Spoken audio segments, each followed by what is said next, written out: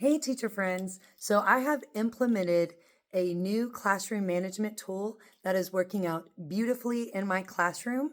And it's kind of centered a little bit from Capturing Kids' Hearts. So if your school does Capturing Kids' Hearts, you might be familiar with like having a social contract, coming up with words that you and your class agree together on how you're going to treat each other. And so I can't wait to show it to you guys because I honestly feel like if I don't share it with you, I would be gatekeeping something that is working so well for me in my classroom. Okay, so here's the setup that I have right here. So let's say that my student leader chose to focus on the word following directions and focusing on the word no blurting. They would choose a student to come up here and they would choose one student to grade how the class is doing on following directions, and he would pick one student to choose how the students are doing with their no blurting. And of course, a 5 being the best. So we start off with a 5, and then you do notice there is a little bell there. Okay, so let's say that I'm the student that is seeing how the class is doing on following directions. I'm going to start with a 5 because that's the best, and I'm going to listen to the teacher, but I'm also kind of watching my classmates. And if I see someone, maybe their hands are going in their desk or they're doing something that I know is not my teacher's expectation that she set, I'm going to ding the bell. And when that student dings the bell, that signals me that they are catching somebody that is not on track or whatever it is that they're grading. And so I might say, "Oh no, why did you ding the bell? What's happening?" And then it's very important they do not name any other student by name, but they will say, "Somebody has their hands in their desk," or "Somebody is playing with a toy in their hand," or whatever it is that you're rating, they use somebody. And then that's my chance. I just address the whole class quickly. I just say, "Guys, remember, our expectation is that our hands are on our desk, that we aren't playing with things."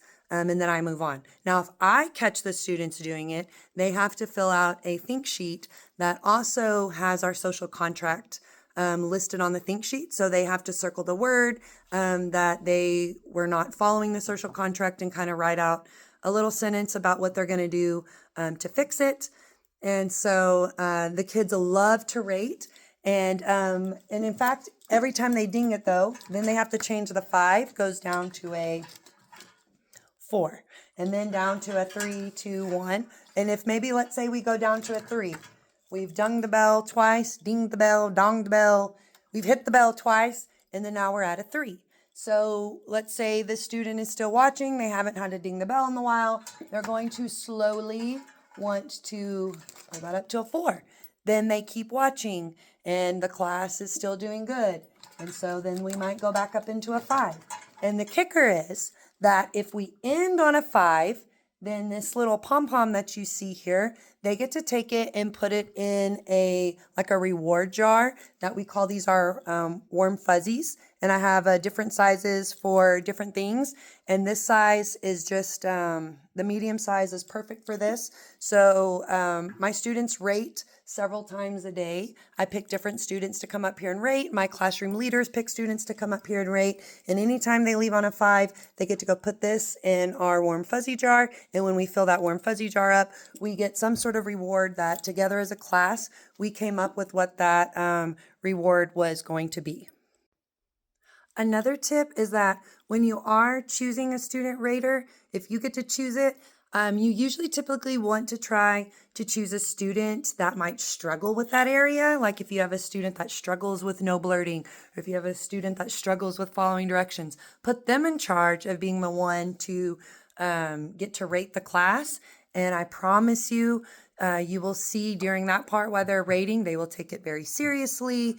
And of course, they will be displaying the behavior, good behavior, so that they can continue to rate. And I've seen a lot of turnaround in my class with using this. I feel like by the end of the school year, right now I have my class at just about, I would say 65, maybe 60% completely student-led classroom. And so I'm really excited to keep using this. It helps keep me aware of what's going on if maybe I don't quite see something. And it helps my students keep each other accountable. And And so I just wanted to share with you guys, it's super simple to set up. You don't have to have anything this fancy. It's just something that I kind of thought up in my mind that I wanted it to be visual. And normally with Capturing Kids' Hearts, you're supposed to use quietly. You do this to your friends. Well, you might not always be in visual range to help that friend out. And so this just kind of helps hold everyone accountable. They know the raters are watching. And so, and they know they don't want that bell to ding because we're all trying to work towards a reward together. But if you look at the stand, the stand was from Michaels.